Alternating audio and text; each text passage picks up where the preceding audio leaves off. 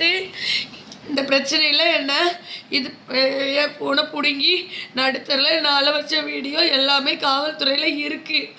ஆனால் காவல்துறை ஒன் சைடாக அவங்களுக்கு சப்போர்ட் பண்ணுறாங்க. இதனால் நாங்கள் மிகுந்த மன உளைச்சலுக்கு நான் உள்ளாக்கப்பட்டுள்ளேன். ஒருவேளை எனக்கு ஏதாவது கஷ்டம், என்னோட மரணம் ஏதாவது நேர்ந்தால் காவல்துறை என்னோட மரணத்திற்கு பாப்பாக்குடி காவல்துறை மட்டுமே பொறுப்பு.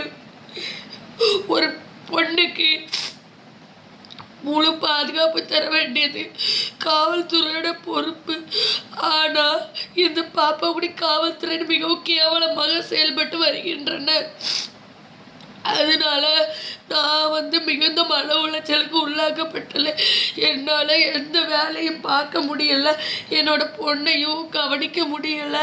இதுக்கு பாப்பாவுடைய காவல்துறையில் தயவு செய்து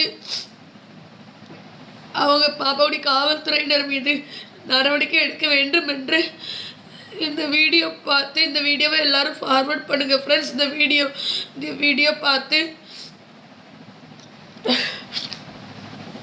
எல்லாரும் எல்லா இடத்துக்கும் ஃபார்வர்ட் பண்ணுங்கள். இந்த வீடியோ போகட்டும். எங்களோட உயிருக்கு ஒருவேளை ஆபத்து இருந்து ஏற்பட்டால், ஏன்னா என்னோட ஃபோனை பிடுங்கி கிட்னம்மாளோட புருஷன் செல்லப்பாவும் கிட்னம்மாளோட தம்பியும் நேற்று அவள் பையனை வச்சு ரோட்டில் வச்சு என்னை அடித்தாங்க. ஆனால் காவல்துறையிட்ட போய் சொல்லி இதுக்கு எந்த நடவடிக்கையும் எடுக்கலை.